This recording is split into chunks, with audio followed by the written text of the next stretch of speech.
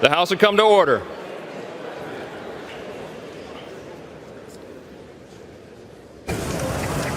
Mr. Speaker, the Vice President and the United States Senate.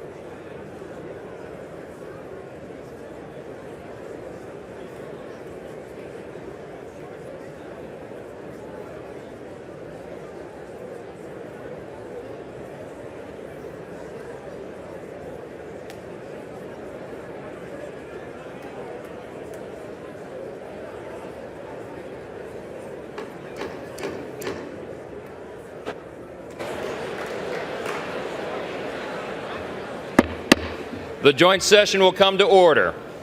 The chair appoints as members of the committee on the part of the House to escort the President of the United States into the chamber. The gentleman from Louisiana, Mr. Scalise. The gentleman from Minnesota, Mr. Emmer. The gentlewoman from New York, Ms. Stefanik. The gentleman from North Carolina, Mr. Hudson.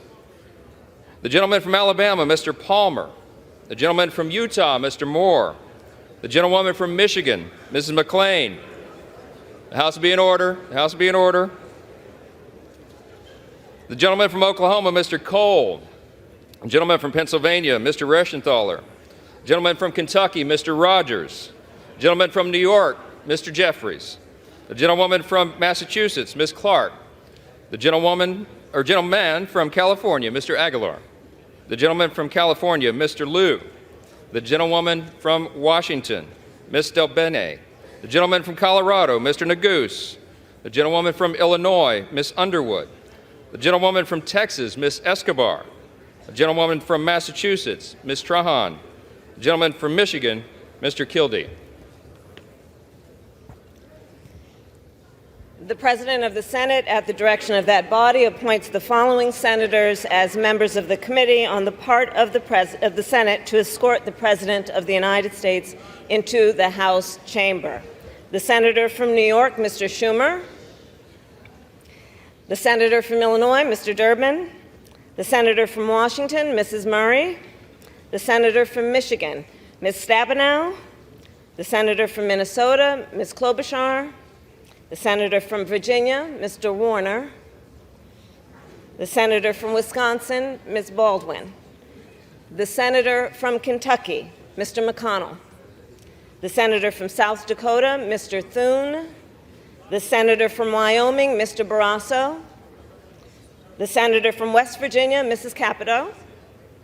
And the Senator from Iowa, Ms. Ernst. The members of the escort committee will exit the chamber through the lobby doors.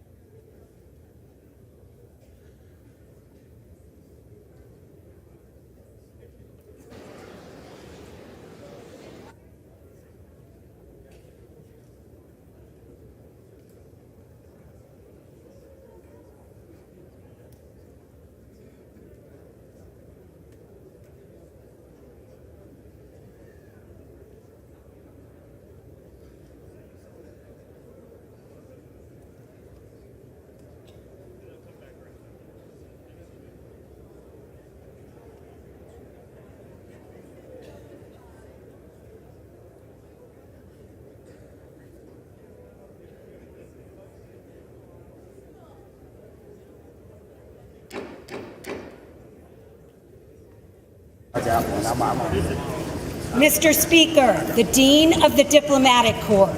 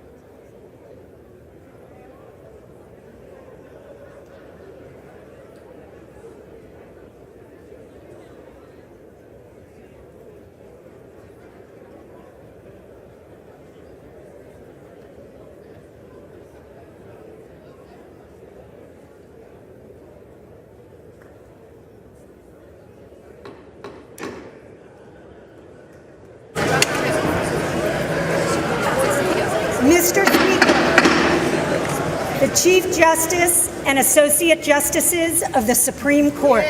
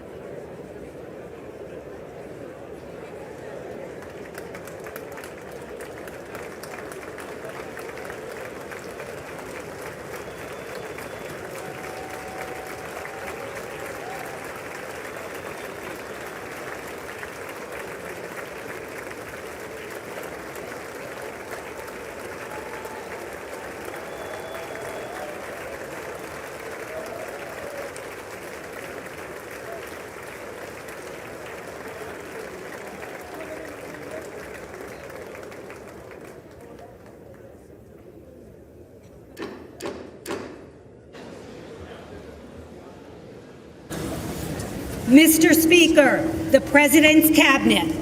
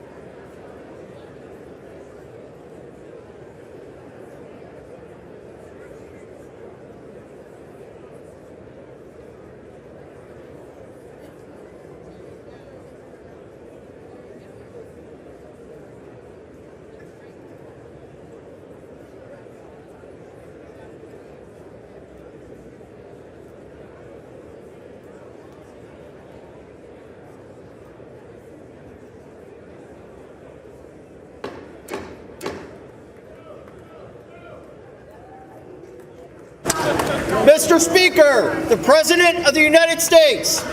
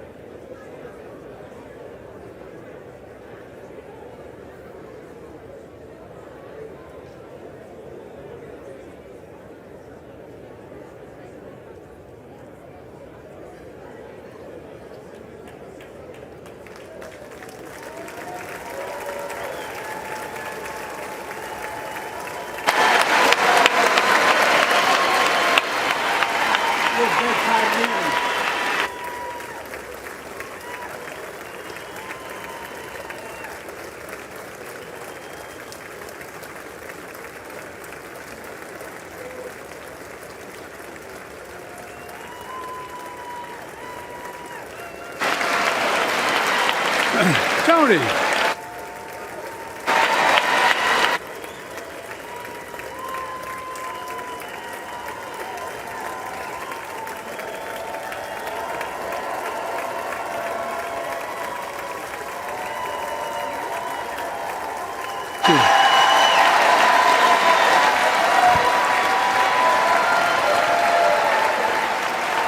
Jill.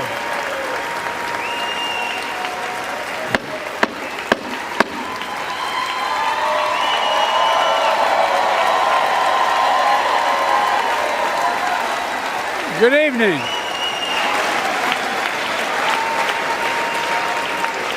Good evening. If I were smart, I'd go home now.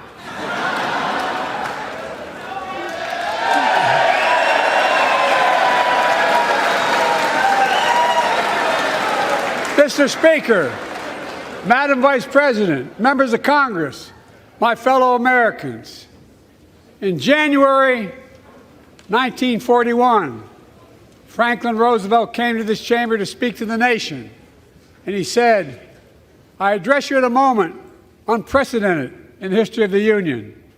Hitler was on the march. War was raging in Europe. President Roosevelt's purpose was to wake up Congress and alert the American people that this was no ordinary time. Freedom and democracy were under assault in the world. Tonight, I come to this same chamber to address the nation. Now, it's we who face an unprecedented moment in the history of the Union. And yes, my purpose tonight is to wake up the Congress and alert the American people that this is no ordinary moment either. Not since President Lincoln and the Civil War have freedom and democracy been under assault at home as they are today. What makes our moment rare is that freedom and democracy are under attack both at home and overseas at the very same time. Overseas, Putin of Russia is on the march, invading Ukraine and sowing chaos throughout Europe and beyond. If anybody in this room thinks Putin will stop at Ukraine, I assure you he will not.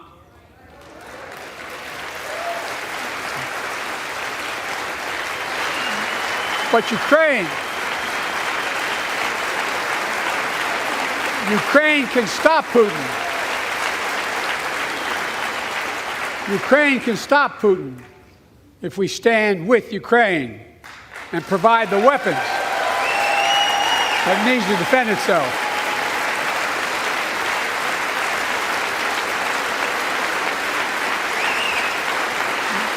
That is all. That is all Ukraine is asking. They're not asking for American soldiers. In fact, there are no American soldiers at war in Ukraine, and I'm determined to keep it that way. But now, assistance to Ukraine is being blocked by those who want to walk away from our world leadership. It wasn't long ago when a Republican president named Ronald Reagan thundered, "Mr. Gorbachev, tear down this wall." Now,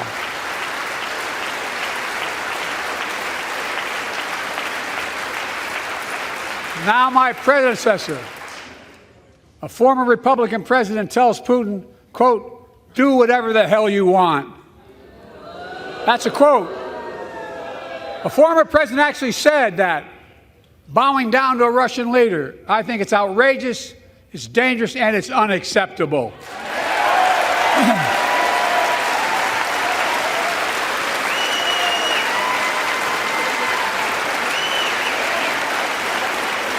America is a founding member of NATO, the military alliance of democratic nations created after World War II to prevent war and keep the peace. And today, we've made NATO stronger than ever. We welcomed Finland to the alliance last year. And just this morning, Sweden officially joined, and their minister is here tonight. Come here, stand up.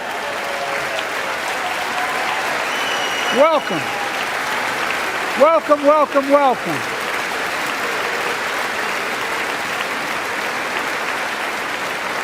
And they know how to fight.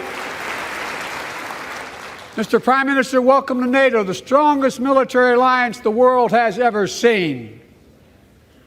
I say this to Congress, we have to stand up to Putin. Send me a bipartisan national security bill. History is literally watching. History is watching. If the United States walks away, it will put Ukraine at risk. Europe is at risk. The free world will be at risk, emboldening others to do what they wish to do us harm. My message to President Putin, who I've known for a long time, is simple. We will not walk away.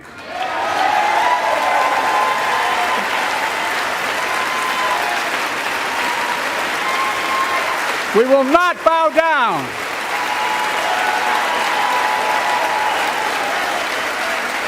I will not bow down.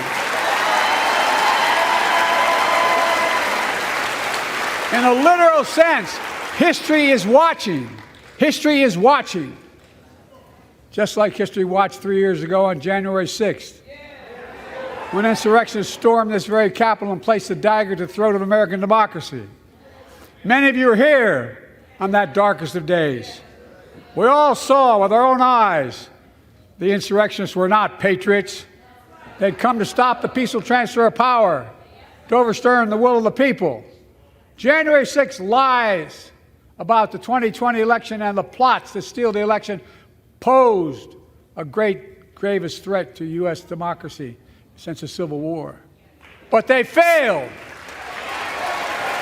America stood.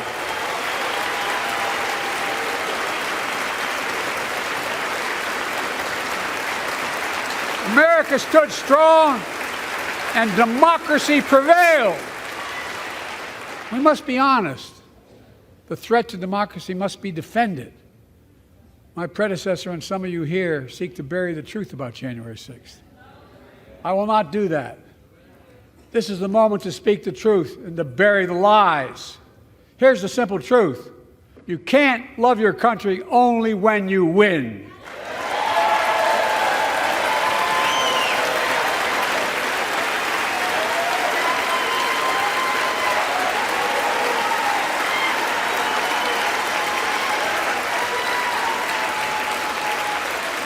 As I've done ever since being elected to office, I ask all of you without regard to party to join together and defend democracy.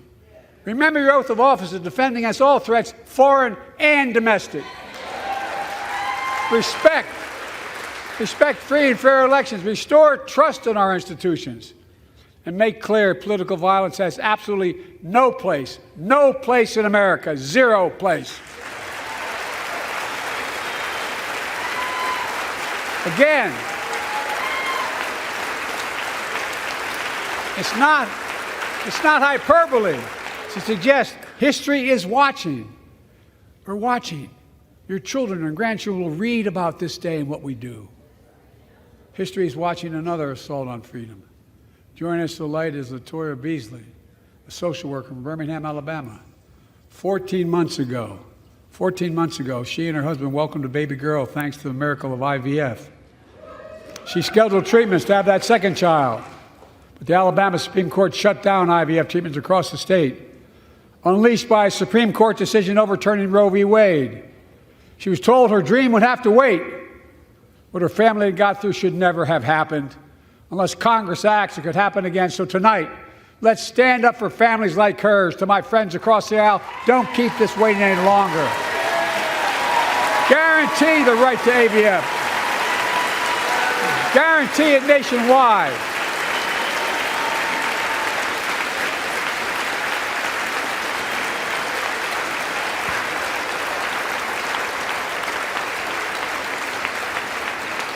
Like most Americans, I believe Roe v. Wade got it right. I thank Vice President Harris for being an incredible leader, defending reproductive freedom, and so much more.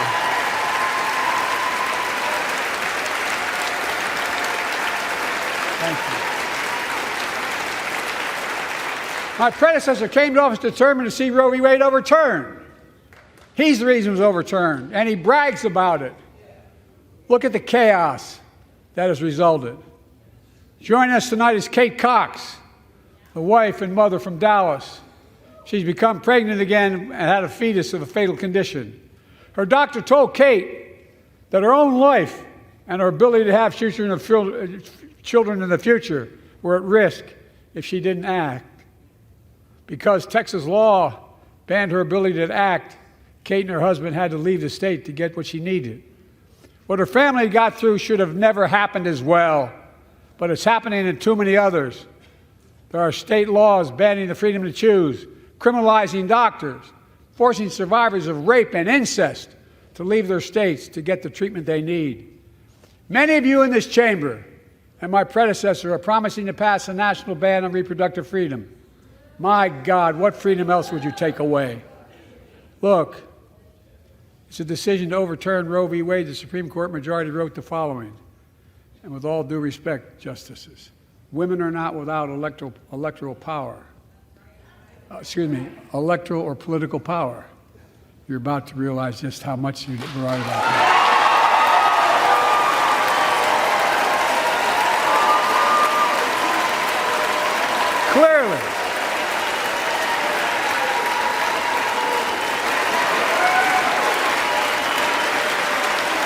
Clearly, those bragging about overturning Roe v. Wade have no clue about the power of women. But they found out when reproductive freedom was on the ballot. We won in 2022 and 2020, and we'll win again in 2024.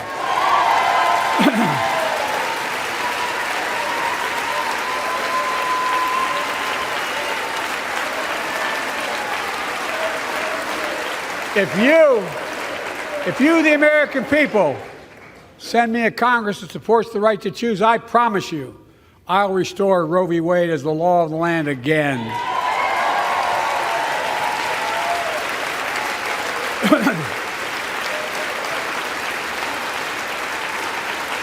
Folks, America cannot go back.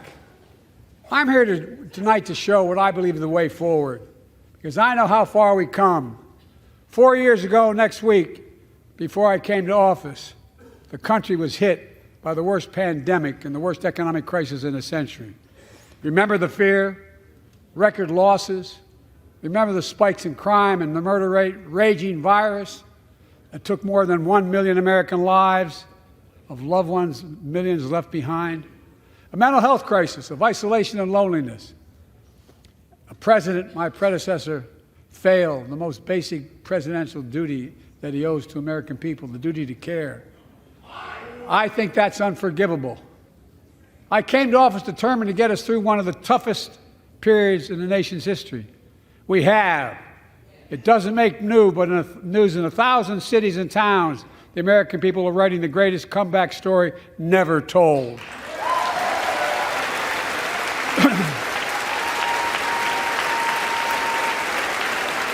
So let's tell the story here. Tell it here and now. America's comeback is building the future of American possibilities, building an economy from the middle out and the bottom up, not the top down, investing in all America, in all Americans, to make sure everyone has a fair shot, and we leave no one behind. The pandemic no longer controls our lives. The vaccines that saved us from COVID are now being used to beat cancer, turning setback into comeback. That's what America does. That's what America does.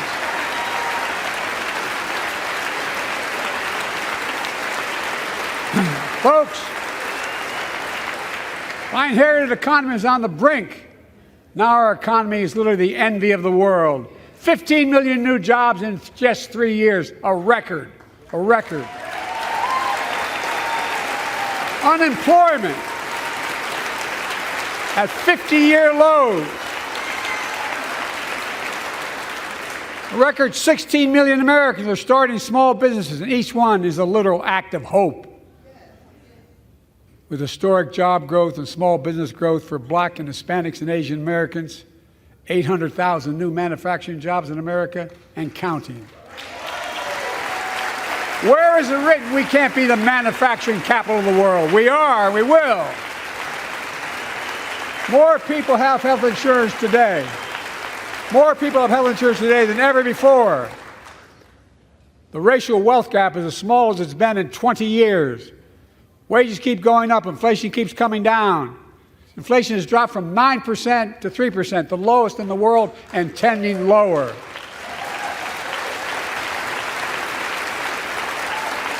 The landing is and will be soft. And now, instead of importing foreign products and exporting American jobs, we're exporting American products and creating American jobs. Right here in America, where they belong.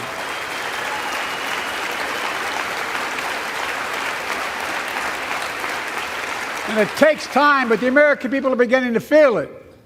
Consumer studies show consumer confidence is soaring. Buy America has been the law of the land since the 1930s.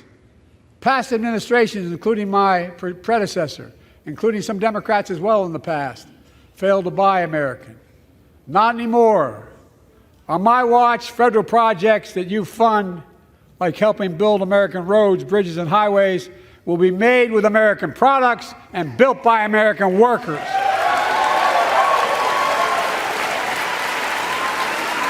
Creating good-paying American jobs.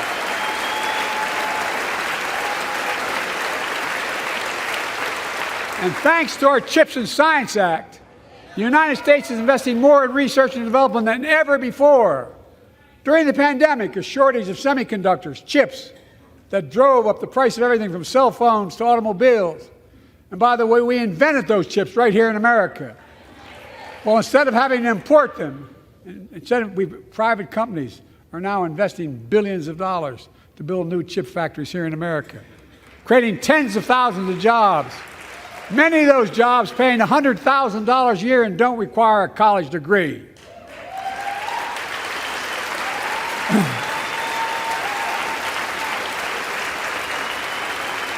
In fact, my policies have attracted $650 billion in private sector investment in clean energy, advanced manufacturing, creating tens of thousands of jobs here in America.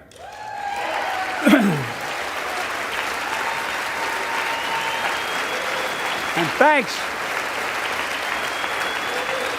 to our bipartisan infrastructure law, 46,000 new projects have been announced all across your communities. And by the way, I noticed some of you strongly voted against it, or they're cheering on that money coming in. I like it. I'm with you. I'm with you. And if any of you don't want that money in your district, just let me know. Modernizing our roads and bridges, ports and airports, public transit systems. Removing poisonous lead pipes so every child can drink clean water without risk of brain damage.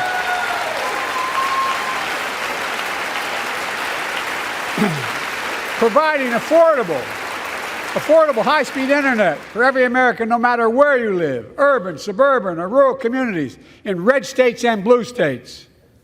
Record investments in tribal communities. Because of my investment in the family farms, because I invested in family farms led by my Secretary of Agriculture, who knows more about this than anybody I know, we're better able to stay in the family for those farms and their children and grandchildren won't have to leave home to make a living. It's transformative. The great comeback story is Belvedere, Illinois, home to an auto plant for nearly 60 years. Before I came to office, the plant was on its way to shutting down. Thousands of workers feared for their livelihoods. Hope was fading. Then I was elected to office, and we raised the Belvedere repeatedly with auto companies, knowing unions would make all the difference. The UAW worked like hell to keep the plant open and get these jobs back, and together we succeeded. Instead of auto factories shutting down, auto factories reopening, a new state-of-the-art battery factories being built to power those cars there at the same.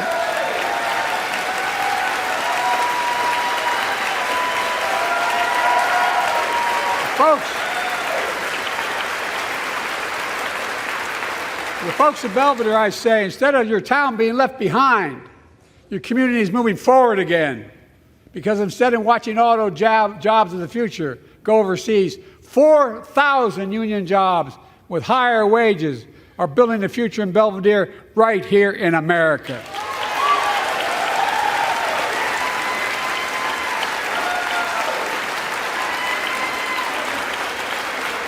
Here tonight is UAW President Shawn Fain, a great friend and a great labor leader. Shawn, where are you? Stand up.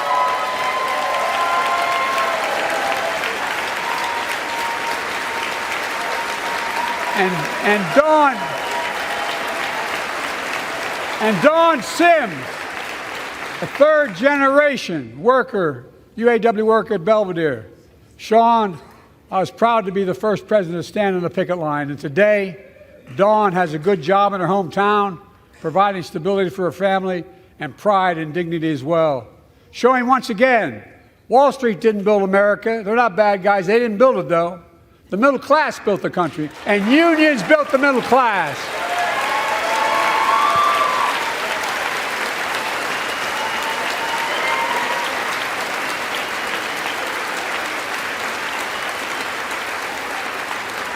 I say to the American people, when America gets knocked down, we get back up. We keep going. That's America.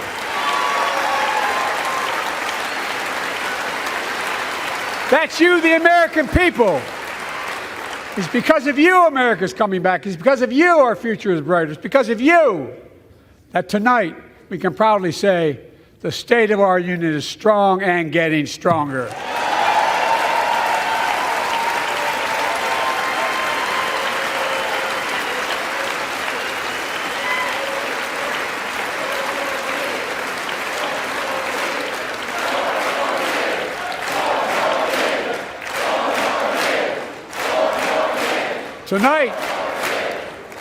Tonight, I want to talk about the future of possibilities that we can build together. A future where the days of trickle-down economics are over, and the wealthy and the biggest corporations no longer get all the tax breaks. And by the way, I understand corporations. I come from a state that has more corporations invested than every one of your states in the United States combined. And I represented it for 36 years. I'm not anti-corporation, but I grew up in a home where trickle-down economics didn't put much on my dad's kitchen table. That's why I determined to turn things around so middle class does well. When they do well, the poor go way up and the wealthy still do very well. We all do well. And there's more to do to make sure you're feeling the benefits of all we're doing. Americans pay more for prescription drugs than anywhere in the world. It's wrong, and I'm ending it.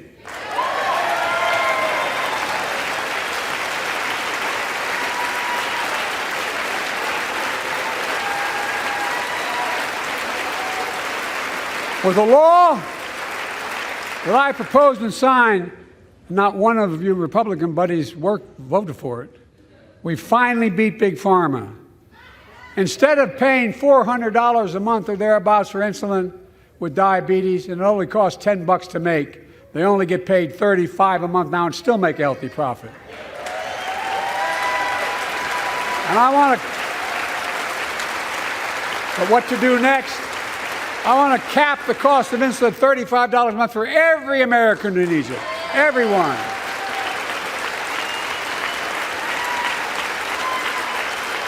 For years, people have talked about it, but finally we got it done and gave Medicare the power to negotiate lower prices on prescription drugs, just like the VA is able to do for veterans.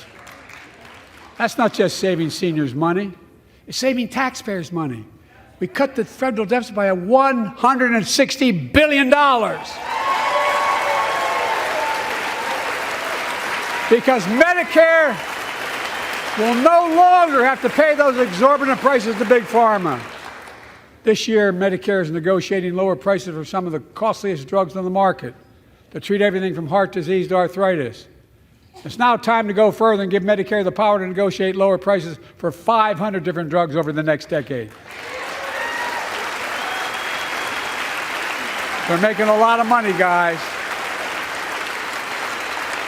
And they'll still be extremely profitable.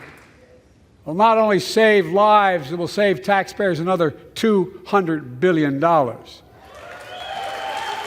Starting next year, the same law caps total prescription drug costs for seniors on Medicare at $2,000 a year, even for expensive cancer drugs that cost $10,000, $12,000, $15,000.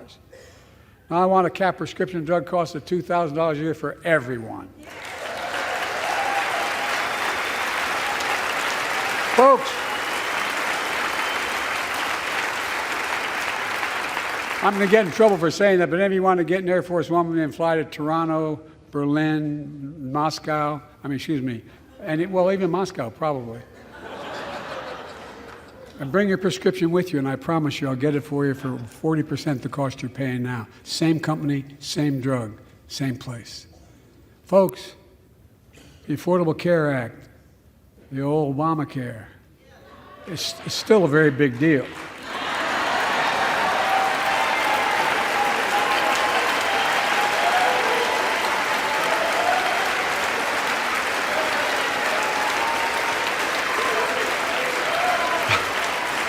Over 100 million of you can no longer be denied health insurance because of pre-existing condition. But my predecessor, and many in this chamber, want to take this prescription drug away by repealing the Affordable Care Act. I'm not going to let that happen. We stopped you 50 times before, and we'll stop you again. In fact, I'm not only protecting it, I'm expanding it. They enacted tax credits of $800 per person per year, reduce health care costs for millions of working families. That tax credit expires next year. I want to make that savings permanent.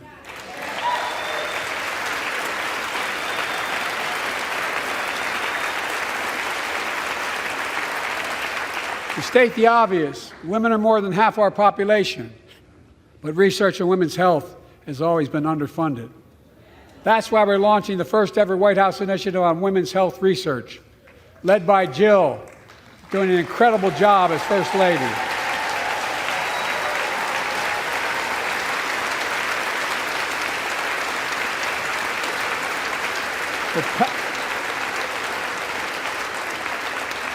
So pass my plan for $12 billion to transfer women's health research and benefit millions of lives all across America. I know the cost of housing is so important to you. If inflation keeps coming down, mortgage rates will come down as well, and the Fed acknowledges that. But I'm not waiting. I want to provide an annual tax credit that will give Americans $400 a month for the next 2 years as mortgage rates come down, to put toward their mortgages when they buy their first home or trade up for a little more space. Just for 2 years.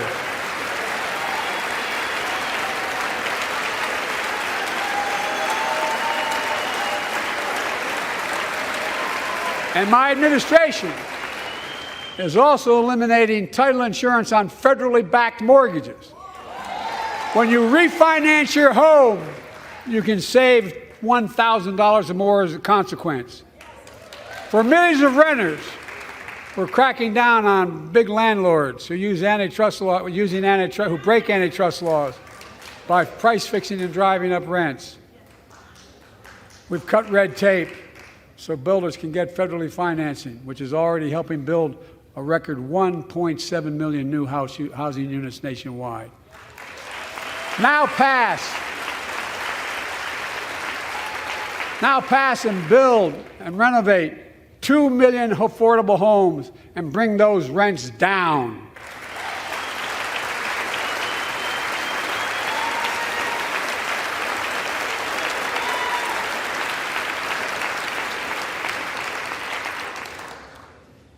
To remain the strongest economy in the world, we need to have the best education system in the world.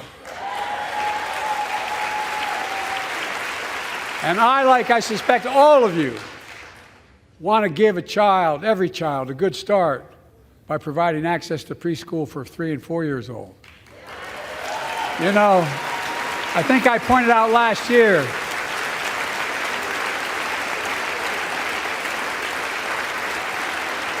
I think I pointed out last year that children coming from broken homes where there's no books, they're not read to, not spoken to very often, start school, kindergarten or first grade, having heard 1 million fewer words spoken. Well, studies show that children who go to preschool are nearly 50% more likely to finish high school, go on to earn a 2- and 4-year degree, no matter what their background is.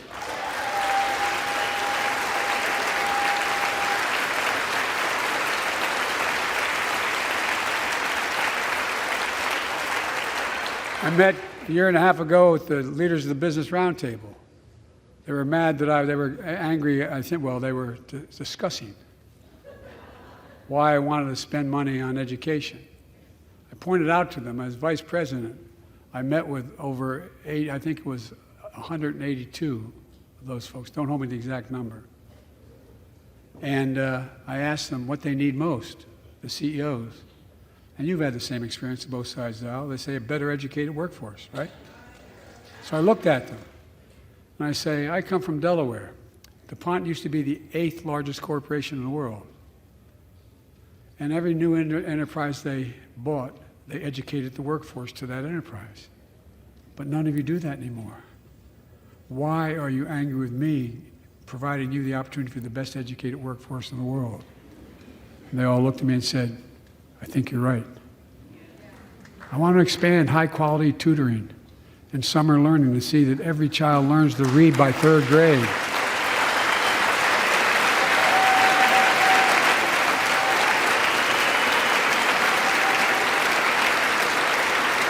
I'm also connecting local businesses and high schools so students get hands-on experience and a path to a good-paying job whether or not they go to college. And I want to make sure the college is more affordable.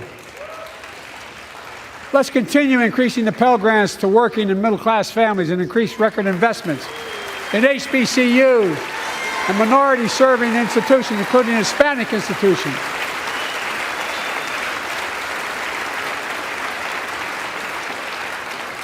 When I was told I couldn't universally just change the way in which we dealt with student loans, I fixed 2 student loan programs that already existed to reduce the burden of student debt for nearly 4 million Americans, including nurses, firefighters, and others in public service.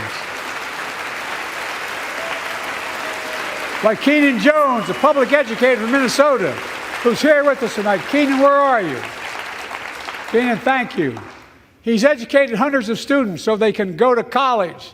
Now he's able to help, after debt forgiveness, get his own daughter to college.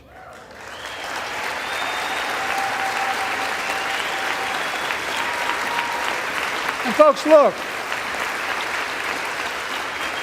such relief is good for the economy because folks are now able to buy a home, start a business, start a family. While we're at it, I want to give public school teachers a raise.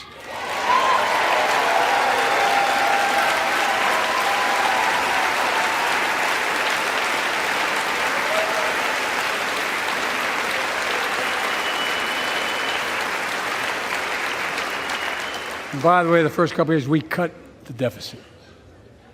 Now, let me speak to the question of fundamental fairness for all Americans. I've been delivering real results in fiscally responsible ways. We've already cut the federal deficit. Over $1 trillion. I signed the bipartisan deal to cut another $1 trillion in the next decade. It's my goal to cut the federal deficit another $3 trillion by making big corporations and very wealthy finally beginning to pay their fair share.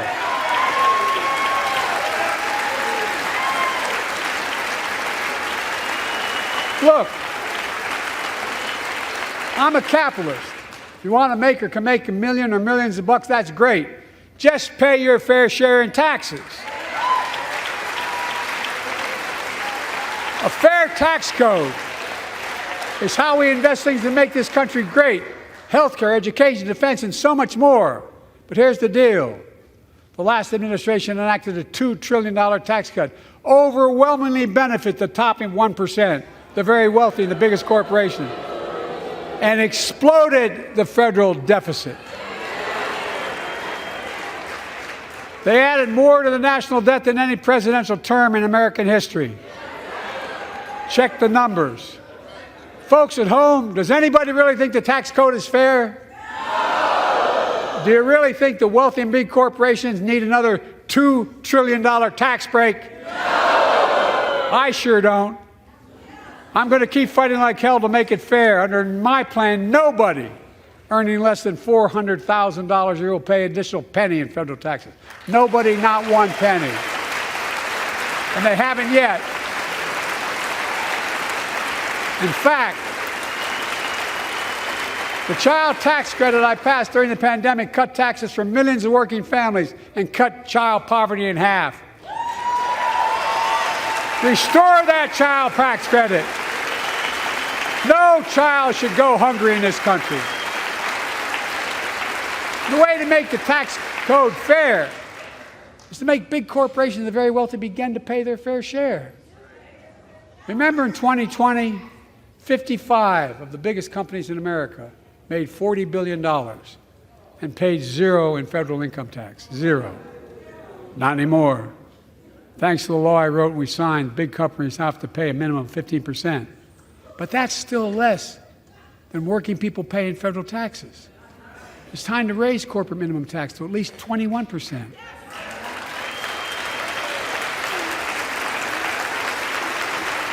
So every big corporation finally begins to pay their fair share. I also want to end tax breaks for big pharma, big oil, private jets, massive executive pay when it's only supposed to be $1 million that can be deducted. They can pay them $20 million if they want, but deduct $1 million. End it now. You know, there are 1,000 billionaires in America. You know what the average federal tax is for those billionaires? No. They're making great sacrifices, 8.2%. That's far less than the vast majority of Americans pay. No billionaire should pay a lower federal tax rate than a teacher, a sanitation worker, or a nurse.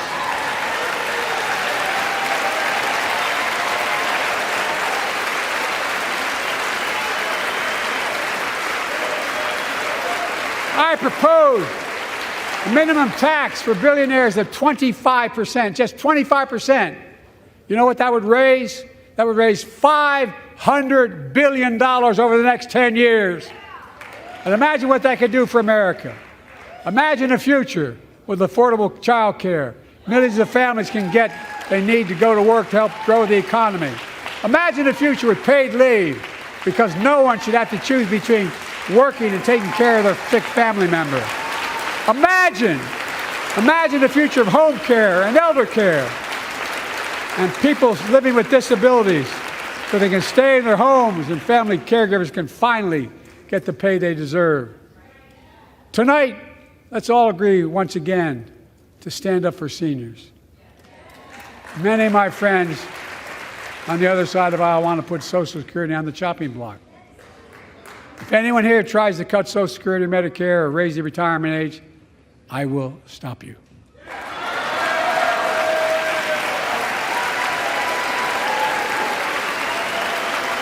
The working people who built this country pay more into Social Security than millionaires and billionaires do. It's not fair. We have two ways to go. Republicans can cut Social Security and give more tax breaks to the wealthy. That's the proposal. Oh no, you guys don't want another $2 trillion tax cut? I kind of thought that's what your plan was. Well, that's good to hear. You're not going to cut another $2 trillion for the super wealthy. That's good to hear. I'll protect and strengthen Social Security and make the wealthy pay their fair share. Look,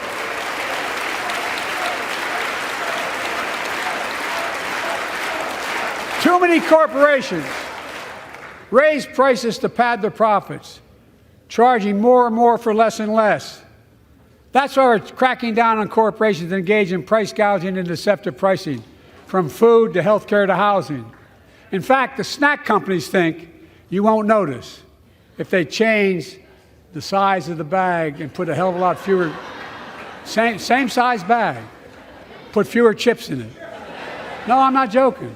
It's called shrinkflation. Pass Bobby Casey's bill and stop this. I really mean it.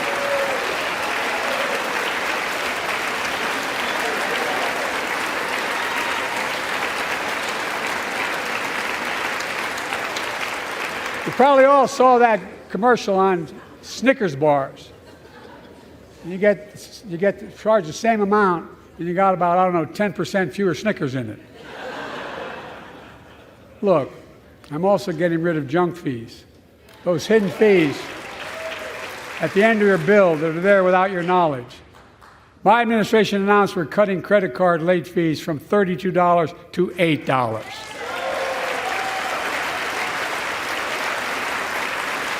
Banks and credit card companies are allowed to charge what it costs them to instigate the collection.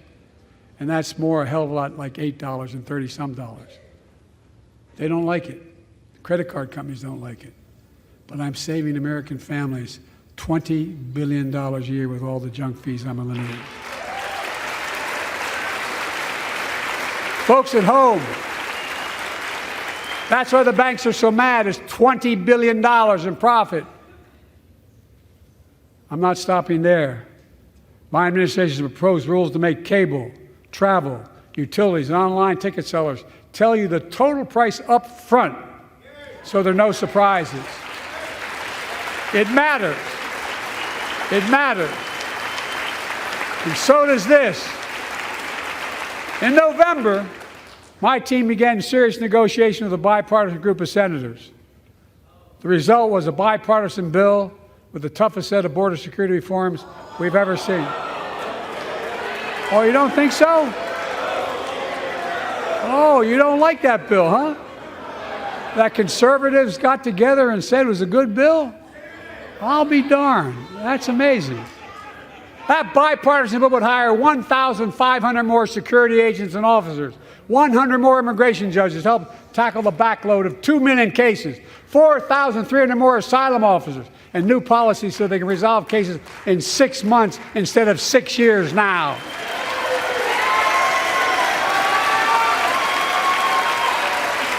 What are you against? 100 more high-tech drug detection machines to significantly increase the ability to screen and stop vehicles smuggling fentanyl into America. That's killing thousands of children. This bill would save lives and bring order to the border. It will also give me and any new president new emergency authority to temporarily shut down the border when the number of migrants at the border is overwhelming. The Border Patrol Union has endorsed this bill. The Federal Chamber of Commerce is, yeah. You're saying low. Look at the facts. I know you know how to read.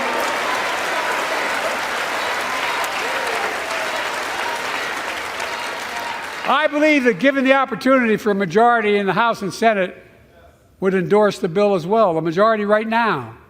But unfortunately, politics has derailed this bill so far. I'm told my predecessor called members of Congress in the Senate to demand they block the bill. He feels political win, he viewed it as would be a political win for me and a political loser for him. It's not about him, it's not about me. I'd be a winner, not really.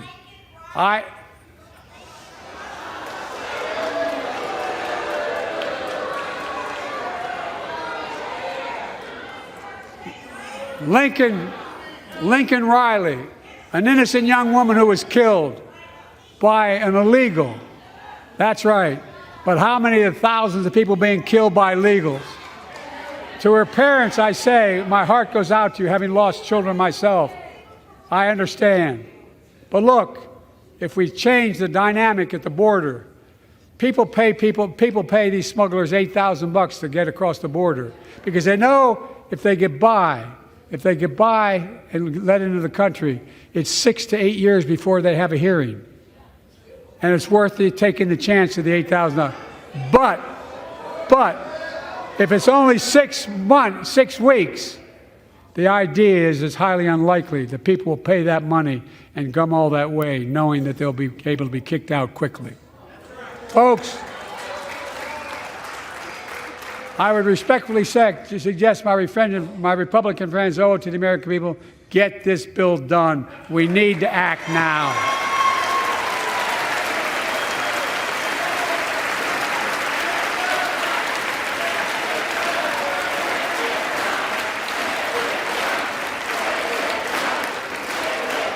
And if my predecessor is watching, instead of paying politics and pressuring members of Congress to block the bill, join me in telling the Congress to pass it.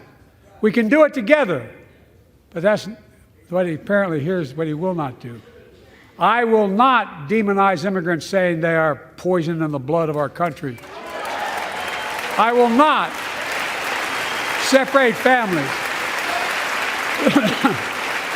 I will not ban people because of their faith. Unlike my predecessor on my first day in office, I introduced a comprehensive bill to fix our immigration system. Take a look at it. It has all these and more. Secure the border. Provide a pathway to citizenship for dreamers, and so much more. But unlike my predecessor,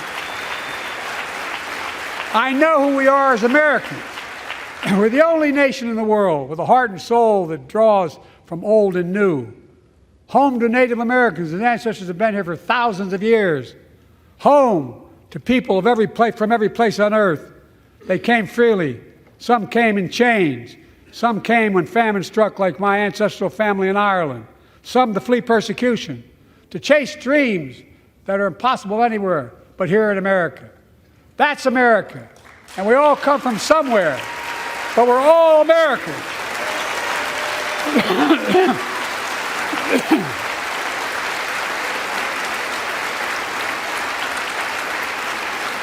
Look, folks, we have a simple choice. We can fight about fixing the border, or we can fix it. I'm ready to fix it. Send me the border bill now.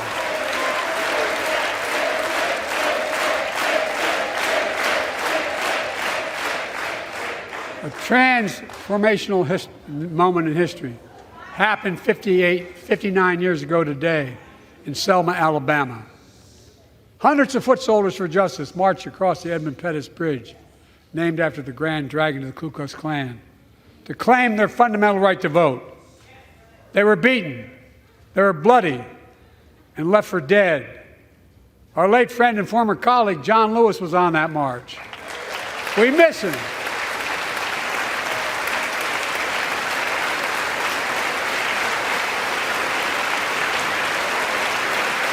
But joining us tonight are other marchers, both in the gallery and on the floor, including Betty Mae Fikes, known as the voice of Selma. The daughter of gospel singers and preachers, she sang songs of prayer and protest on that bloody Sunday to help shake the nation's conscience. 5 months later, the Voting Rights Act passed and was signed into law.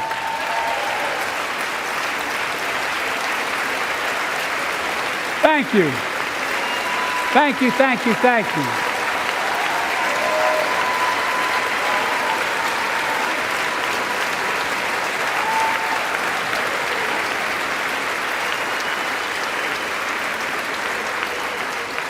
But 59 years later, there are forces taking us back in time. Voter suppression, election subversion, unlimited dark money, extreme gerrymandering. John Lewis is a great friend to many of us here, but if you truly want to honor him and all the heroes who marched with him, then it's time to do more than talk. Pass the Freedom to Vote Act, the John Lewis Voting Rights Act.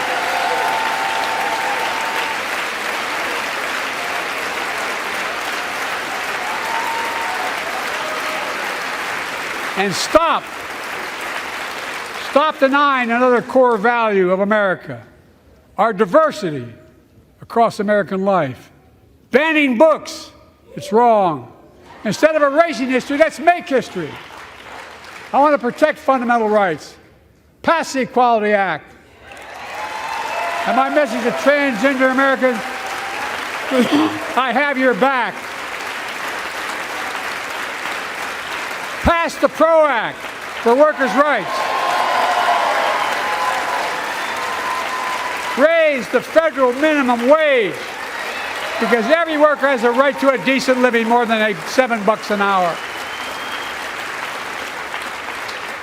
We're also making history by confronting the climate crisis, not denying it. I don't think any of you think there's no longer a climate crisis. At least I hope you don't. I'm taking the most significant action ever on climate in the history of the world. I'm cutting our carbon emissions in half by 2030, creating tens of thousands of clean energy jobs, like the IBEW workers building and installing 500,000 electric vehicle charging stations. Conserving 30% of America's lands and waters by 2030. And taking action on environmental justice, fence-line communities smothered by the legacy of pollution. And patterned after the Peace Corps and AmeriCorps, I launched the Climate Corps to put 20,000 young people to work in the forefront of our clean energy future. I'll triple that number in a decade.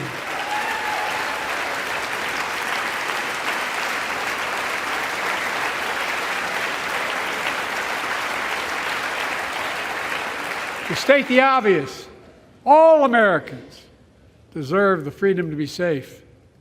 And America is safer today than when I took office. Year before I took office, murder rates went up 30%. 30% they went up. The biggest increase in history. It was then, through my American Rescue Plan, which every American voted against, I'm mad at, we made the largest investment in public safety ever. Last year, the murder rate saw the sharpest decrease in history. Violent crime fell to one of its lowest levels in more than 50 years. But we have more to do. We have to help cities invest in more community police officers, more mental health workers, more community violence intervention. Give communities the tool to crack down on gun crime, retail crime, and carjacking. Keep building trust, as I've been doing by taking executive action on police reform and calling for it to be the law of the land. Directing my cabinet to review the federal classification of marijuana and expunging thousands of convictions for the mere possession, because no one should be jailed for simply using or have it on their record. Take on crimes of domestic violence. I'm ramping up the Federal Enforcement of the Violence Against Women Act that I proudly wrote when I was a senator, so we can finally end the scourge against women in America.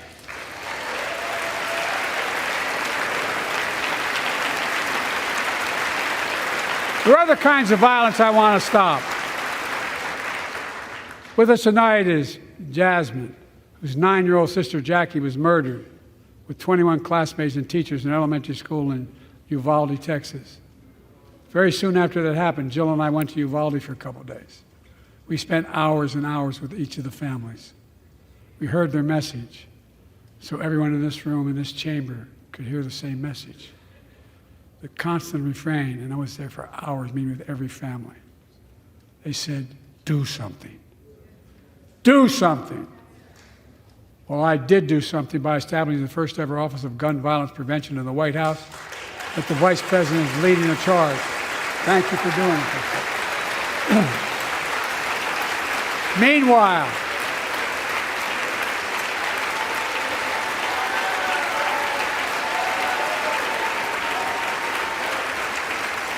Meanwhile, my predecessor told the NRA he's proud he did nothing on guns when he was president. Oh. After another shooting in Iowa recently, he said, when asked what to do about it, he said, just get over it. There's his quote, just get over it. I say, stop it. Stop it, stop it, stop it.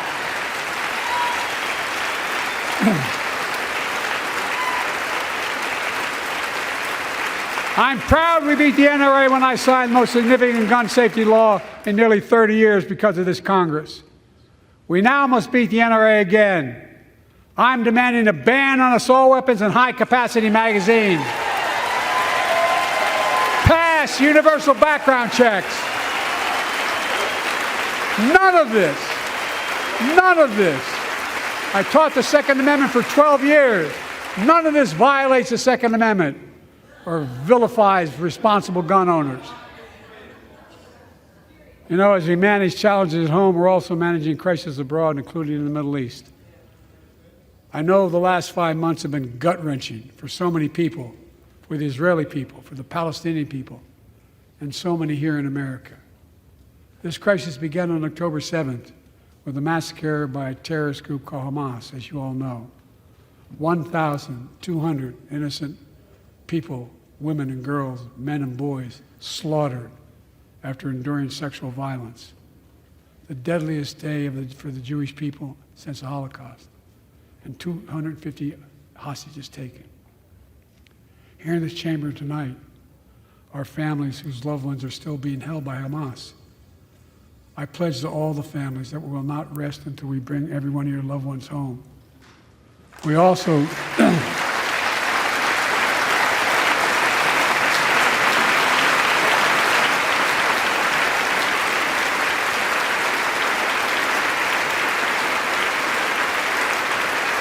we will also work around the clock to bring home Evan and Paul, Americans being unjustly detained by the Russians and others around the world. Israel has the right to go after Hamas. Hamas ended this conflict by releasing hostages, laying down arms, could end it by releasing the hostages, laying down arms, and surrendering those responsible for October 7th. But Israel has Israel has an added burden because Hamas hides and operates among the civilian population like cowards, under hospitals, daycare centers, and all the like. Israel also has a fundamental responsibility, though, to protect innocent civilians in Gaza.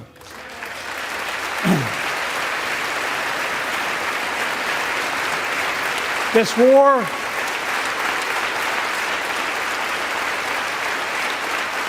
has taken a greater toll on innocent civilians than all previous wars in Gaza combined. More than 30,000 Palestinians have been killed, most of whom are not Hamas. Thousands and thousands of innocent women and children, girls and boys, also orphaned. Nearly 2 million more Palestinians under bombardment or displacement. Homes destroyed, neighborhoods in rubble, cities in ruin. Families without food, water, medicine. It's heartbreaking. I've been working nonstop to establish an immediate ceasefire that would last for 6 weeks to get all the prisoners released, all the hostages released, to get the hostages home and ease the intolerable and humanitarian crisis and build toward an enduring, something more enduring. The United States has been leading international efforts to get more humanitarian assistance to Gaza. Tonight, I'm directing the U.S. military to lead an emergency mission to establish a temporary pier in the Mediterranean on the coast of Gaza that can receive large shipments carrying food, water, medicine, and temporary shelters. No U.S. boots will be on the ground. A temporary pier will enable a massive increase in the amount of humanitarian assistance getting into Gaza every day.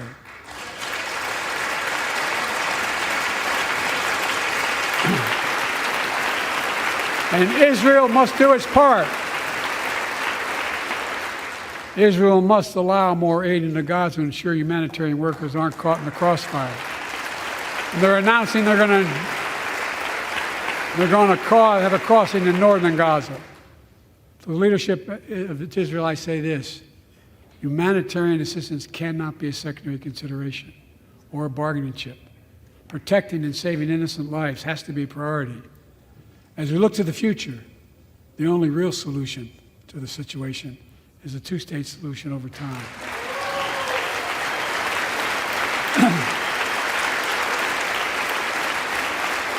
And I say this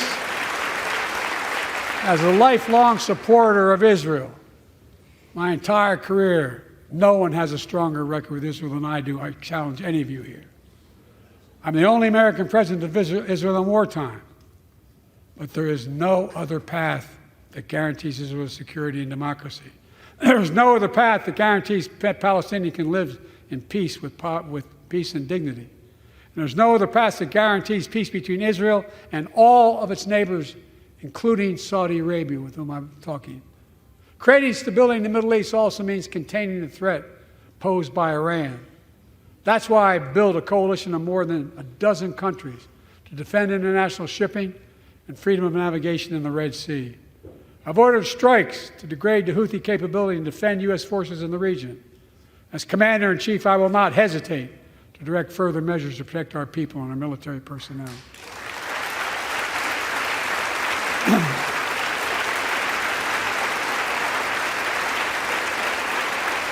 For years, I've heard many of my Republican and Democratic friends say that China is on the rise and America's falling behind. They've got it backwards. I've been saying it for over 4 years, even when I wasn't president. America's rising. We have the best economy in the world. And since I've come to office, our GDP is up, our trade deficit with China is down to the lowest point in over a decade. And we're standing up against China's unfair economic practices. We're standing up for peace and stability across the Taiwan Straits. I've revitalized our partnership and alliance in the Pacific. India, Australia, Japan, South Korea, Pacific Islands. I've made sure that the most advanced American technologies can't be used in China, not allowing to trade them there. Frankly, for all this tough talk on China, it never occurred to my predecessor to do any of that. I want competition with China, not conflict. And we're in a stronger position to win the conflict of the 21st century against China than anyone else, for that matter, than any time as well. Here at home, I've signed over 400 bipartisan bills, but there's more to pass my unity agenda. Strengthen penalties on fentanyl trafficking. You don't want to do that, huh? Pass bipartisan privacy legislation to protect our children online. Harness the promise of AI to protect us from peril. Ban AI voice impersonations and more. And keep our truly sacred obligation to train and equip those we send into harm's way and care for them and their families when they come home and when they don't.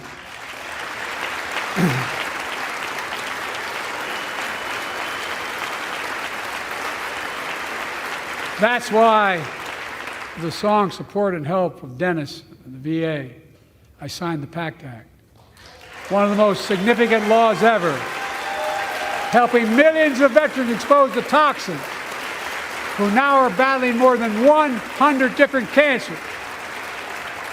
Many of them don't come home, but we owe them and their families support. We owe it to ourselves to keep supporting our new health research agency called ARPA-H, and remind us that we can do big things, like end cancer as we know it, and we will.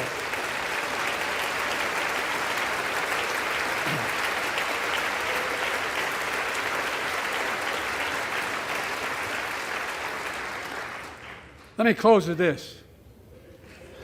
Yay!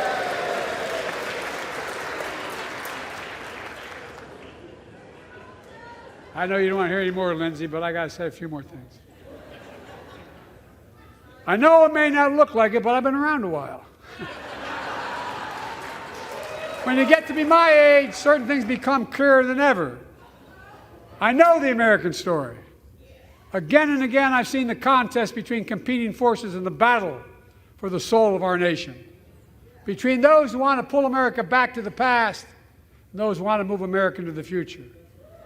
My lifetime has taught me to embrace freedom and democracy, a future based on core values that have defined America: honesty, decency, dignity, equality, to respect everyone, to give everyone a fair shot, to give hate no safe harbor. Now, other people my age see it differently. The American story of resentment, revenge, and retribution, that's not me. I was born amid World War II, when America stood for the freedom of the world. I grew up in Scranton, Pennsylvania, and Claymont, Delaware, among working-class people who built this country. I watched in horror as two of my heroes, like many of you did, Dr. King and Bobby Kennedy, were assassinated. And their legacies inspired me to pursue a career in service.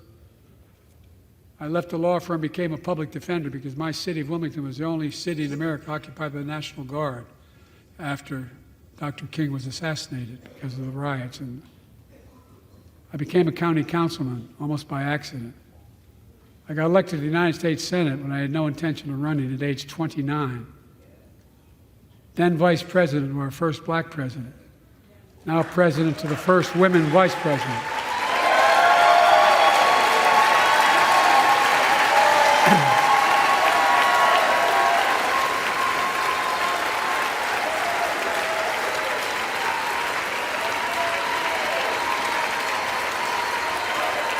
In my career, I've been told I was too young. By the way, they didn't let me on the Senate elevators for votes sometimes. Not a joke. And I've been told I'm too old. Whether young or old, I've always known what endures. I've known our North Star. The very idea of America is that we're all created equal and deserves to be treated equally throughout our lives. We've never fully lived up to that idea, but we've never walked away from it either. And I won't walk away from it now. I'm optimistic. I really am. I'm optimistic, Nancy.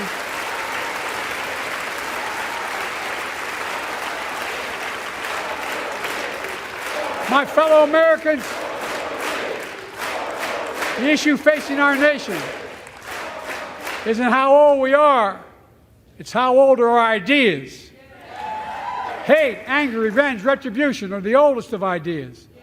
But you can't lead America with ancient ideas that only take us back. You lead America, the land of possibilities. You need a vision for the future and what can and should be done. Tonight you've heard mine. I see a future where defending democracy, you don't diminish it.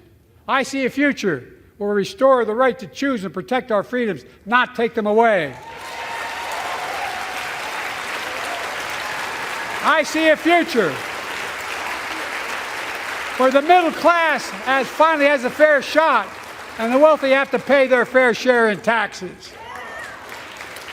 I see a future where we save the planet from the climate crisis and our country from gun violence. Above all, I see a future for all Americans. I see a country for all Americans. And I will always be president for all Americans because I believe in America. I believe in you, the American people.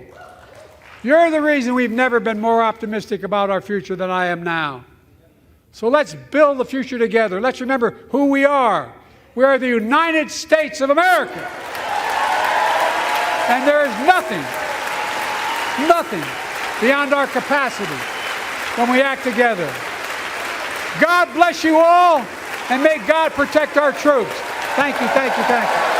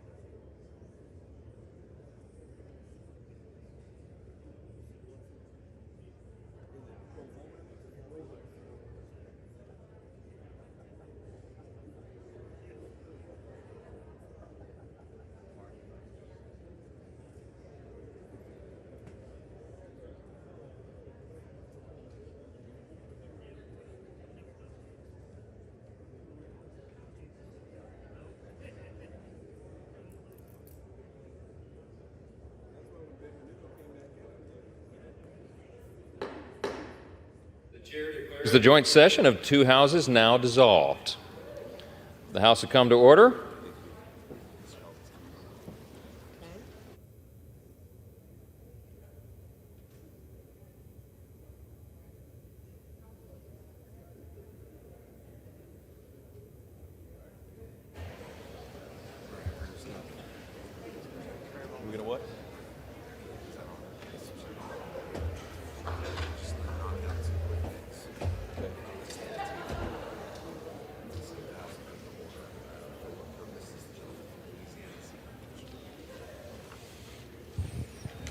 For what purpose does the gentleman from Louisiana seek recognition? Mr. Speaker, I move that the message of the President be referred to the Committee of the Whole on the State of the Union and ordered printed. Without objection. Does the gentleman from Louisiana have a motion? Mr. Speaker, I move that the House do now adjourn. The question is on the motion to adjourn. Those in favor say aye. Those opposed, no. The ayes have it. The motion is agreed to. Accordingly, the House stands adjourned till 9 a.m. tomorrow.